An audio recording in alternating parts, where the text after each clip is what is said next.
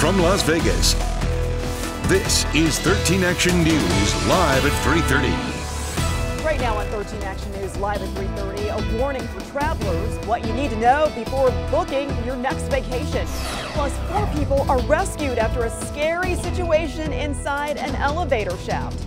But first, an emergency UN Security Council meeting is called today to discuss North Korea's latest missile test. This after that intercontinental ballistic missile fired by North Korea overnight. The U.S. responded with its own show of force after military experts said that missile has the potential to reach the U.S. ABC's Elizabeth Herr is in New York with the latest.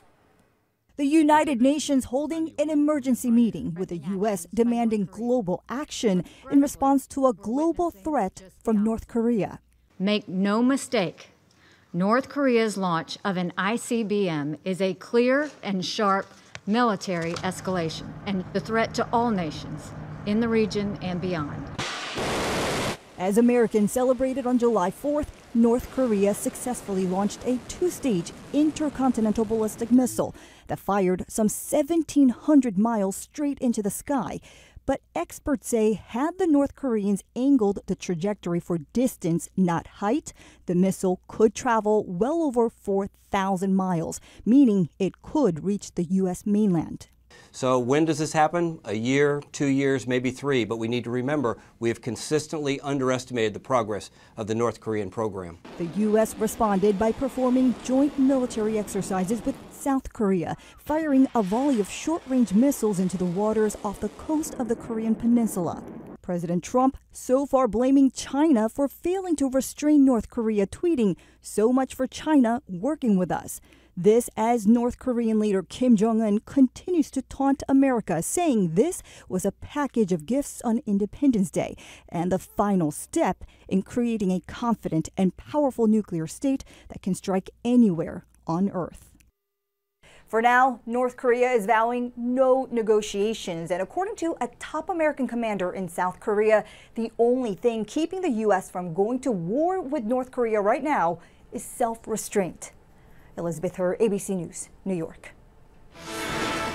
13 first alert weather, and we've been watching the skies. Naturally, this time of year, it's not just the heat we talk about, it's also the humidity, the added moisture. All we're seeing out of the bargain right now looks like some cloud cover, and not a lot of it right now across the valley, but more to come, more heat to come too. Not quite done with that yet. Haven't seen much, at least in the overnight hours, in the way of wind, and that's always not such a good thing because we do want a nice little breeze across the valley. We just don't want it to get out of control and become a nuisance. These aren't nuisance winds right now. These are very tame in most areas. Even a 13-mile-an-hour wind is pretty nice to see. So I like to get those breezes. Not helping the temperatures that much maybe because we're right there beyond 110 in so many areas now, and that's what we anticipate being the theme over the next few days, to stick around with these big temperatures that don't look like they're going to wane too soon. So for tonight, it takes us all the way to at least the midnight hour and probably even later than that to get anything that resembles an 80-degree mark anywhere across the valley. So you can see even by 2 a.m. we're 92 at McCarran. But that cloud cover has the potential to lead to some showers, and I'm going to show you where the showers are sitting right now and what our best chances are of getting them within the valley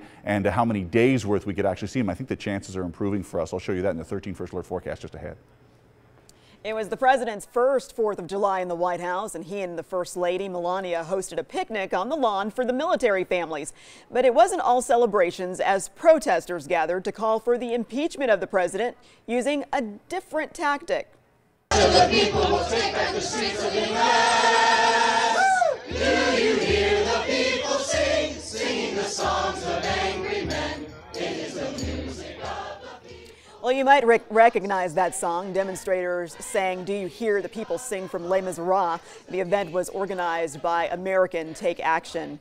Meanwhile, the Secret Service is reportedly questioning comedian Kathy Griffin. It's over a picture posted showing her holding President Donald Trump's decapitated head.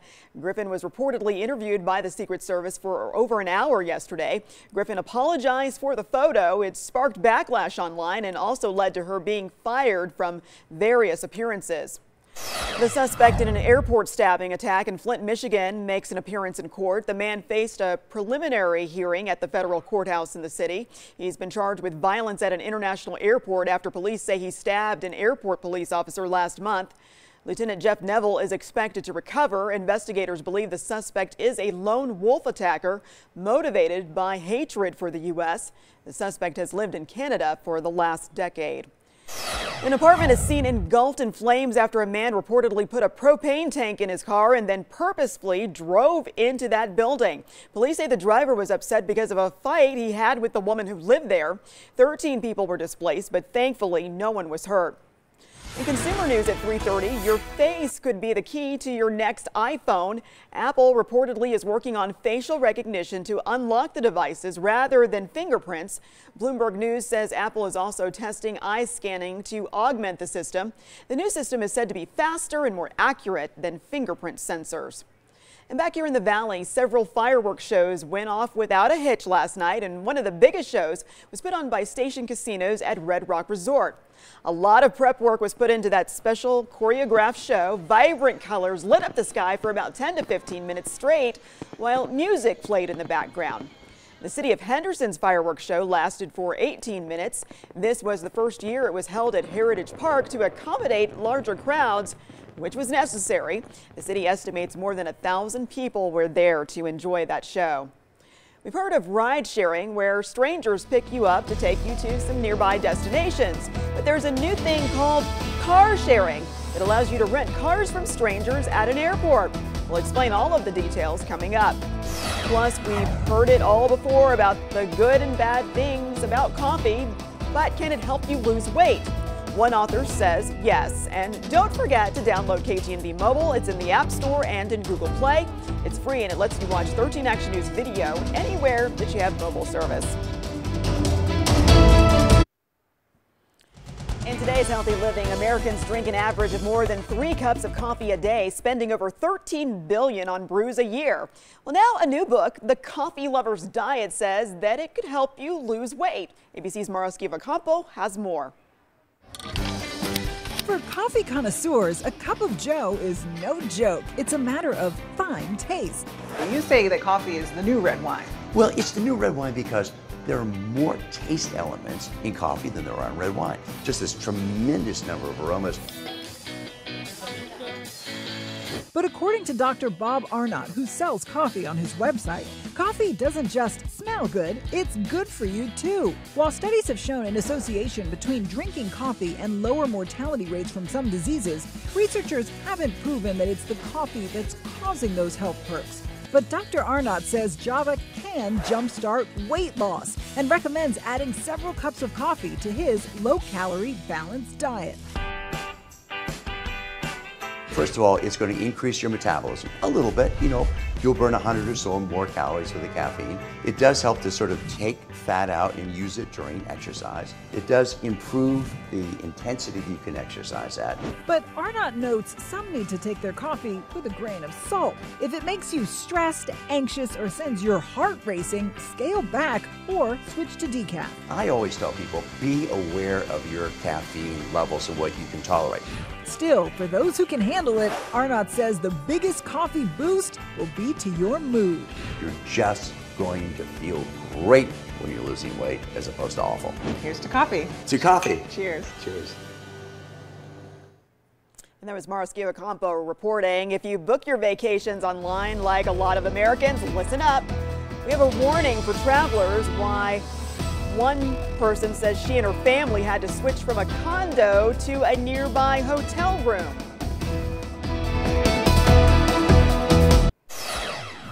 Firefighters in Brooklyn had to rescue 4 people after they were stuck in an elevator. The elevator stopped working at around 7:30. That was on Eastern time at a power plant. The people inside suffered minor injuries. All of them were rescued just before 11 o'clock. Turning now to that important travel warnings about online bookings. It's the story of a family that reserved their summer vacation months in advance, only to have it canceled on them just weeks before. ABC's Paula Ferris is here with a vacation nightmare that could happen to you. Summer is here, and many of us have already booked our much-needed vacations months in advance. But consumers, beware. Booking your hotel room early doesn't always guarantee your stay. Bend is not the largest of, towns or cities, and things get really crowded. Holly Parsons booked a condo at an Oregon resort for a 3-day family vacation with Expedia.com more than 4 months in advance. I felt, having been 4 months ahead of that, surely I was ahead of any queue that had formed. But just a couple of weeks before her trip, she received notification from Expedia that her reservation had been canceled due to overbooking. In a statement to our ABC News affiliate, Expedia said the overbooking was, quote, caused by external factors beyond the direct control of Expedia. Hotels overbook rooms for the same reason that airlines do. Frankly, they're greedy. They want to make sure that their hotels are full. Even if they have a non-refundable room rate, which many of them do now, they'll still try to sell that hotel night to somebody else. We took a look at Expedia's liability disclaimer, and though many would miss it, after several scrolls, we found this. The Expedia companies and the Expedia partners have no liability and will make no refund in the event of any delay, cancellation, or overbooking. It took me about 3 days. It was on the 3rd day that I had this resolved. I logged my phone. And that was Paula Ferris reporting. It's being called one of the most significant moves by any car maker. Volvo says they are going to make electric-only cars starting in 2019. The Chinese-owned company says between 2019 and 2021, the company plans to launch 5 full electric cars. The rest of the fleet will either plug-in hybrids or vehicles that combine a battery with a small gas engine. The CEO says the decision reflects the wishes of customers. A new car-sharing business has opened up in California, allowing visitors to rent your car while you travel. If you're flying out of LAX, Travel Car allows users to park their car in a specific lot, then allows someone else to rent it while they're gone.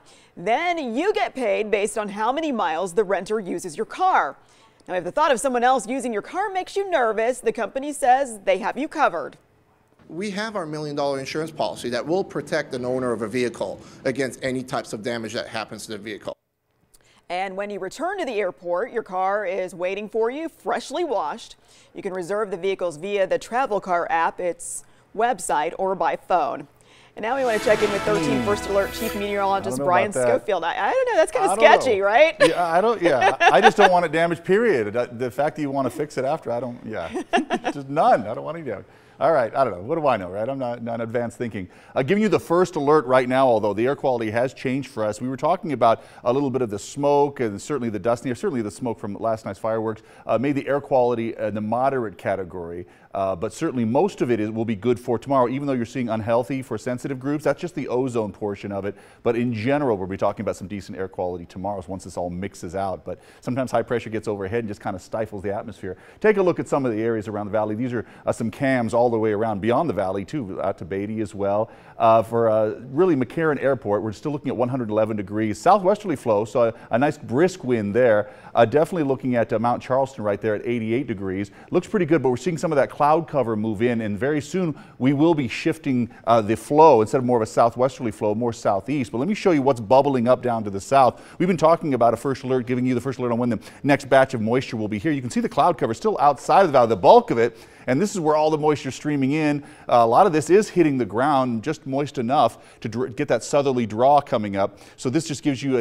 just a more interesting weather to talk about, because truly most often, especially through past seasons, we talk about more of a northwesterly flow and bringing fronts through the area, but this time we're dragging up moisture from the south. That's what we do for the next couple of months, and so it looks like the Palm Springs area is definitely seeing it sooner than we are.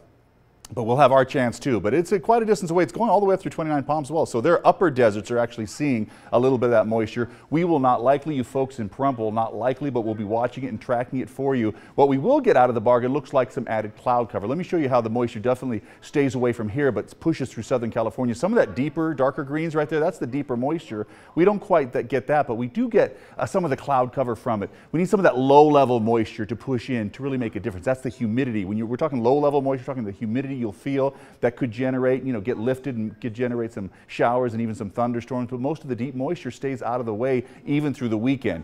So let's just say we do have equal chances the next few days to see a shower or thunderstorm, but those chances still aren't very good. But either way, we'll be watching it because they can improve quickly at a moment's notice this time of year.